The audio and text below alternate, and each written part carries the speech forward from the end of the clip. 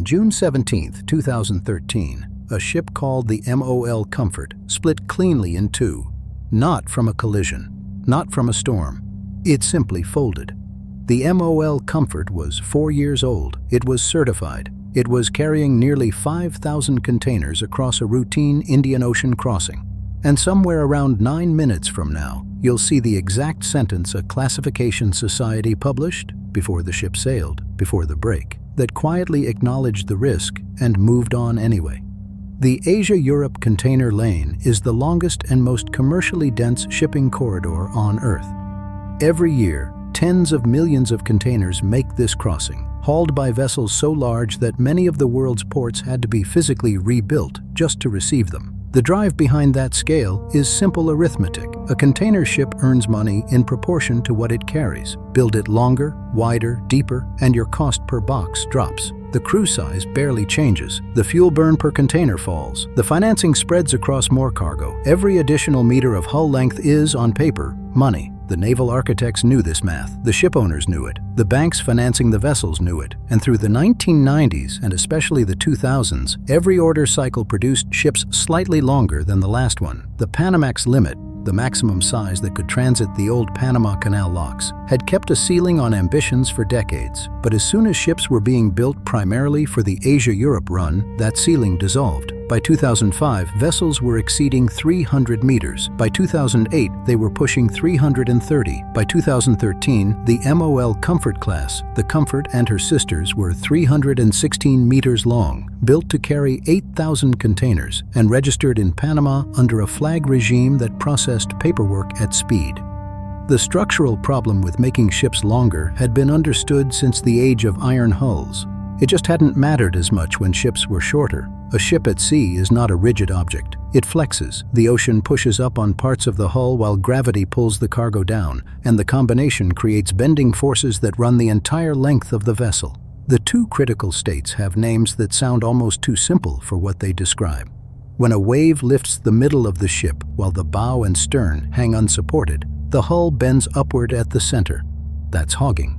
When the bow and stern ride up on two separate wave crests while the middle sags into a trough, the hull bends downward. That's sagging. Every ship, on every voyage, cycles between these two states continuously.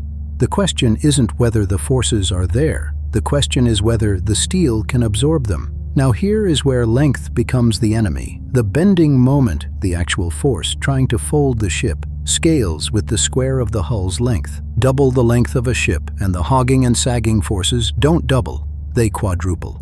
A ship 300 meters long is not twice as structurally demanding as a 150-meter ship. It is dramatically more so. This is not a subtle engineering footnote. It is a foundational principle of naval architecture. And it was as true in 2008 when the MOL Comfort was ordered as it was in 1950. The steel can be made thicker to compensate. The hull can be redesigned with additional longitudinal framing. But thicker steel means more weight, which means the ship carries less cargo, which means the economics start to work against you. And so, across the industry, the pressure was always to go as thin as the rules allowed. The MOL Comfort was not the first warning. 7 years earlier, in January 2006, the MSC Napoli was crossing the Bay of Biscay in heavy weather when her hull began to crack. The Napoli was a post-Panamax container ship, 276 meters long, built in 1991. The storm she encountered was severe, but not exceptional. Force 9, 12-meter seas, conditions that a modern ship of her certification class was supposed to handle. Instead, her hull fractured along the bottom plating and longitudinal members. The crew of 34 evacuated. The ship was deliberately grounded near the village of Branscombe on the Devon coast, rather than risk sinking in the shipping lane. An investigation by the UK Marine Accident Investigation Branch, the MAIB, published in 2008, found that the Napoli had been overloaded and that her hull girder strength had been degraded by prior structural damage that hadn't been fully assessed.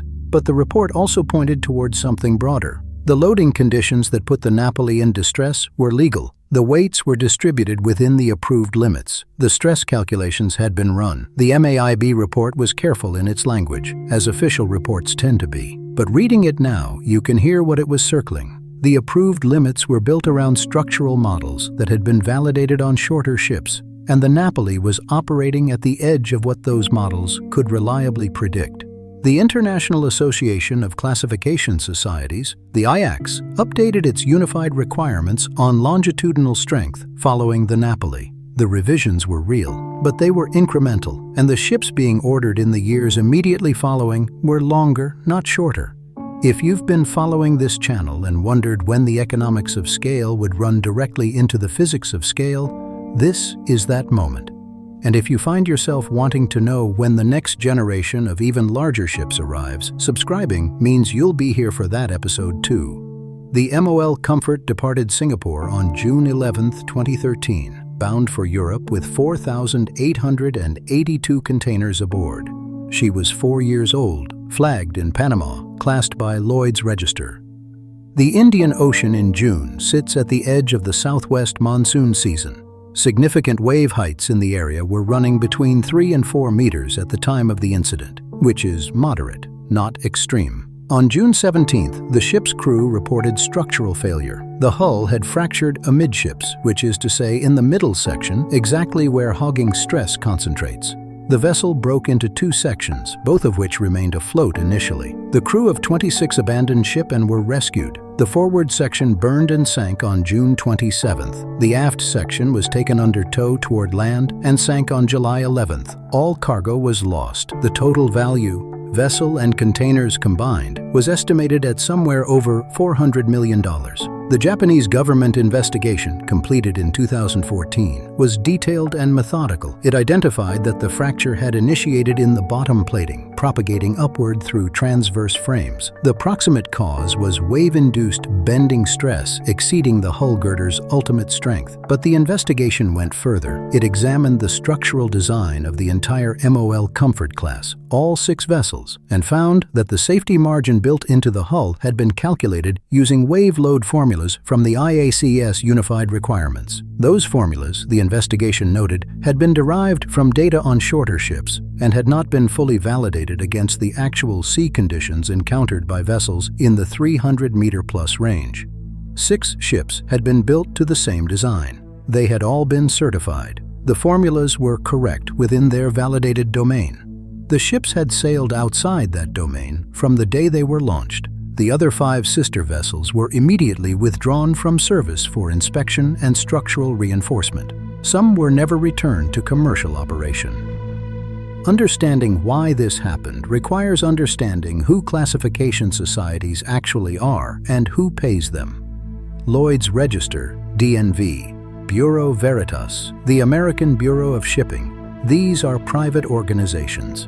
They write the technical standards that define how a ship must be built to be insurable and legally operable. They inspect ships at build and in service. They issue the class certificates without which a vessel cannot legally sail, and they are paid by the ship owners whose ships they certify. That structure creates a pressure that everyone in the industry understands and almost nobody says directly. A classification society that develops a reputation for issuing onerous requirements on new ship designs will find that owners take their business to a society with lighter requirements. The market for classification is competitive.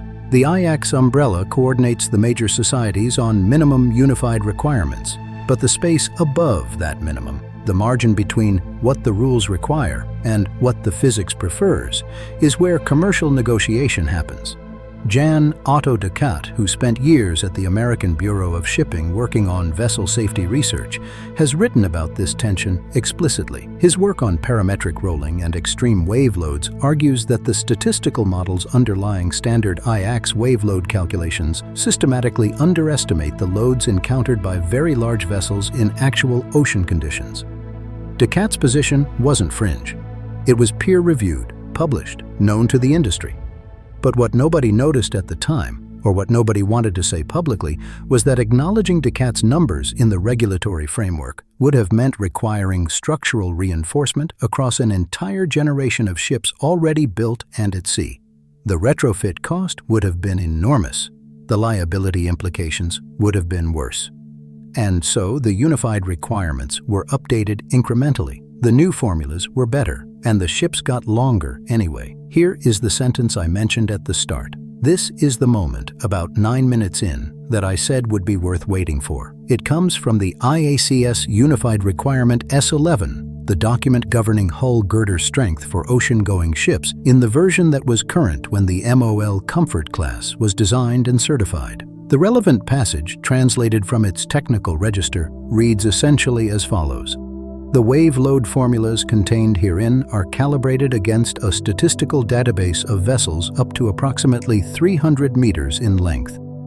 Application to vessels beyond this length range is considered an extrapolation and should be treated with appropriate caution. Should be treated with appropriate caution. That sentence was in the governing document. The MOL Comfort was 316 meters long. The caution was noted. The ship was built and certified. The investigation that followed, the retrofits, the incremental formula revisions, they represent the industry doing what it does after a disaster, absorbing the lesson at minimum cost to the existing order.